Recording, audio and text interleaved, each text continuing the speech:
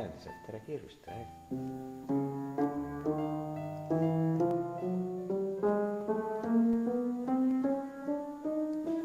Kuulimegi, et saaksime näidata, mis me oskame. Väga tore. Meie ei oska veel sellist asja, aga me saame teada, kui palju me hakkame oskama siis, kui me oleme ka aasta aega sellist pilli mänginud. No ma näitan teile siis. No, meil on hea meel vaadata. Õpilased on ettevõnistused niisuguste rahvuste tantsude kaudide. Teate, mis on klahvpill? Olete ise ka proovinud sellist pilli mängida? Need on süntesaatorid ja nad on nagu klaverid.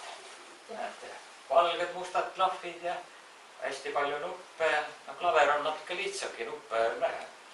Või ei ole üldse, aga siin on neid nutukesi palju ja siis võib igasuguseid hääli välja siit võluda. Mitte ainult klaveri häält, vaid seal on kõik puhkpillid ja keelpillid ja löökriistad ja...